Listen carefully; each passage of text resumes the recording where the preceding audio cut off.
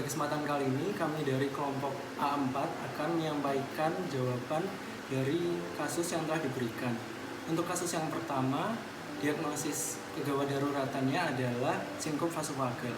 Hal ini disebabkan karena pada kasus tersebut tidak ada riwayat pasien alergi obat, dan selain itu didapatkan juga bahwa pasien belum memiliki riwayat dental sebelumnya ataupun riwayat pencabutan gigi, sehingga diduga hal ini menyebabkan pasien tersebut memiliki rasa cemas dan rasa takut, sehingga hal tersebut dapat menyebabkan pasien pingsan setelah dilakukan pemberian anestesi lokal. Untuk soal nomor 2 mengenai pemeriksaan kesadaran pada pasien, hal yang dilakukan adalah memeriksa CABC atau Consciousness, Airway, Breathing, dan Circulation.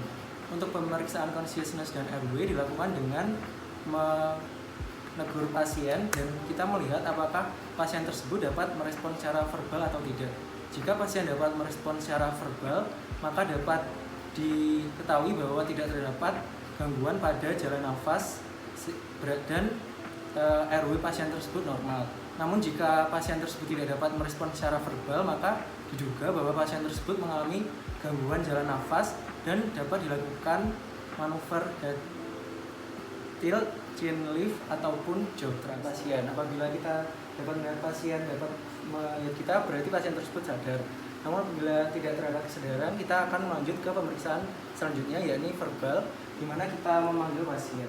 Jika pasien tidak merespon ketika kita memanggil, maka kita melanjutkan ke pemeriksaan yakni pain, di mana dapat dilakukan dengan menekan pada ujung kuku atau menekan pada bagian dada.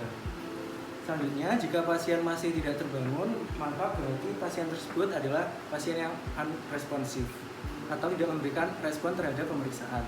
Untuk pemeriksaan selanjutnya adalah pemeriksaan airway, di mana kita melakukan pemeriksaan terhadap jalan nafas. Hal ini dilakukan dengan kita mendengarkan suara nafas dari pasien. Apakah terdapat suara gargle ataupun suara dengkuran? Apabila didengarkan dan tidak terdapat dengkuran, berarti tidak terdapat gangguan pada jalan nafas. Namun jika terdapat dengkuran ataupun suara gargle, berarti pasien tersebut terdapat gangguan pada pernafasannya. Dan hal yang dilakukan adalah manuver chin lift seperti ini, lalu melakukan manuver head tilt dengan seperti ini, atau pada pasien yang tidak dapat dilakukan manuver seperti ini, dapat dilakukan gerakan jaw thrust, yakni seperti ini. Breathing, di mana kita mengamati pernafasan dari pasien, yakni kita melihat frekuensi pernafasan dari dada pasien. Selanjutnya kita juga mendengarkan suara nafas dari pasien, dan kita juga merasakan udara yang dihembuskan dari nafas pasien. Untuk pemeriksaan selanjutnya adalah pemeriksaan circulation, di mana kita melakukan pemeriksaan pada sirkulasi darah pasien melalui pemeriksaan perabaan pada nadi menggunakan 3 jari. Lalu jika tidak terdapat nadi yang dapat dirasakan, kita dapat melakukan pemeriksaan pada bagian arteri brachialis. Dan jika masih tidak terdapat denyut yang dirasakan, kita melakukan pemeriksaan pada arteri carotis communis.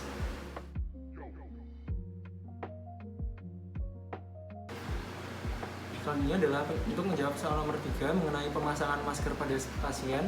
Hal yang perlu diperhatikan adalah pastikan posisi pasien berada dalam posisi supine atau posisi shock. Lalu setelah itu kita juga harus memastikan lagi bahwa pasien dalam airway yang bagus, yakni dalam keadaan chin lift, head tilt, ataupun dalam keadaan jaw thrust. Selanjutnya kita melakukan pemasangan masker oksigen pada pasien.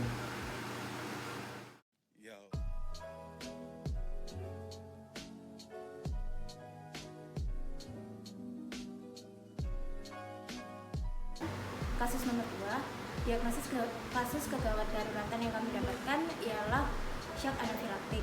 Diagnosis ini kami dapatkan karena pada proses anamnesis pasien menyatakan terdapat riwayat alergi obat. Kemudian gejala timbul pada pasien sesaat setelah dilakukan injeksi anestesi lokal lidokain adrenalin, sehingga diduga pasien memiliki alergi terhadap lidokain adrenalin yang menimbulkan gejala shock anafilaktik yang dirasakan oleh pasien. Untuk pemeriksaan consciousness, kita melakukan 4 pemeriksaan, yakni AFPO. Yang pertama adalah alert, di mana kita mengamati kesadaran dari pasien. Apabila kita dapat melihat pasien dapat melihat kita, berarti pasien tersebut sadar. Namun apabila tidak terhadap kesadaran, kita akan melanjut ke pemeriksaan selanjutnya, yakni verbal, di mana kita memanggil pasien. Jika pasien tidak merespon ketika kita memanggil, maka kita melanjutkan ke pemeriksaan, yakni pain, di mana dapat dilakukan dengan menekan pada ujung kuku atau menekan pada bagian dada. Selanjutnya, jika pasien masih tidak terbangun, maka berarti pasien tersebut adalah pasien yang unresponsif atau tidak memberikan respon terhadap pemeriksaan.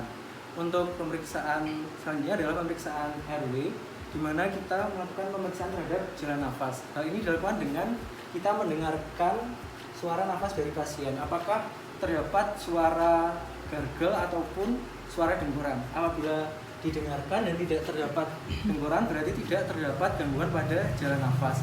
Namun jika terdapat dengkuran ataupun suara gargle, berarti pasien tersebut terdapat gangguan pada pernafasan. Jika terdapat suara dengkur atau gargle pada pasien, maka hal yang dapat dilakukan adalah melakukan manuver chin lift seperti ini, lalu melakukan manuver head tilt dengan.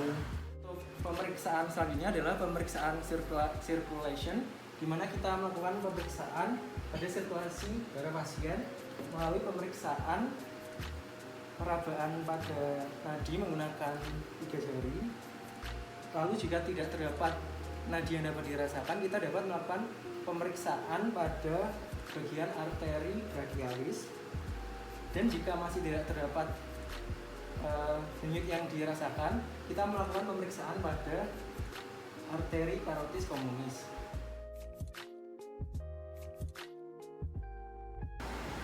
Untuk pemeriksaan tekanan darah, yang pertama harus dilakukan ialah memposisikan pasien untuk duduk dengan posisi yang tenang dan nyaman.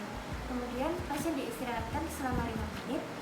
Kemudian setelah pasien duduk dengan posisi yang tenang dan nyaman, tangan pasien diletakkan di atas meja dengan posisi seperti ini. Kemudian yang selanjutnya ialah melakukan perabaan. Kemudian dilakukan pemasangan manset. Manset dipasang dengan posisi sekitar 1,5 cm di atas proksimal arteri brachialis.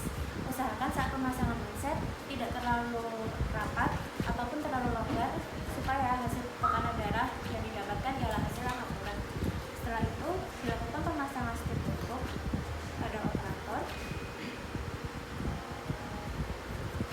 Kemudian dilakukan pemasangan stetoskop. Stetoskop diletakkan pada arteri brachialis seperti ini. Kemudian katup pada pompa dirapatkan. Setelah itu dilakukan pemompaan hingga mencapai angka sekitar 20 mm lagi di atas tekanan darah normal. Seperti ini. Kemudian setelah mencapai angka 20 mm lagi di atas tekanan darah normal, dilonggarkan, katup dilonggarkan perlahan. Dan suara denyut pertama yang terdengar ialah menunjukkan nilai sistol, dan denyut yang terakhir terdengar sebelum suara hilang ialah sebagai nilai diastol. Dan pemeriksaan ini dapat dilakukan sebanyak 2 kali dan diambil dari rata-rata untuk mendapatkan hasil pengukuran tekanan darah yang akurat. Kemudian untuk pemeriksaan nadi dilakukan dengan menggunakan 3 jari dan pemeriksaan dilakukan pada arteri radialis.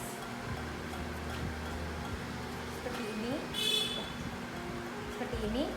Kemudian setelah denyut teraba, maka dilakukan perhitungan selama 1 menit. Untuk frekuensi nadi yang normal ialah berkisar 60-80 kali per menit. Apabila nilai di bawah 60, maka pasien dapat dinyatakan mengalami bradikardi. Dan apabila berada di atas 80, maka dapat dinyatakan pasien mengalami takikardi. Kemudian selanjutnya untuk pemeriksaan pernafasan dilakukan dengan posisi operator berada di belakang pasien. Kemudian pasien diminta untuk bernafas secara normal dan operator mengamati naik turunnya dada pasien. Dan kemudian dilakukan perhitungan selama 1 menit juga. Untuk frekuensi pernapasan normal, naik turun dada pasien berada pada rentang 12 sampai 16 kali per menit.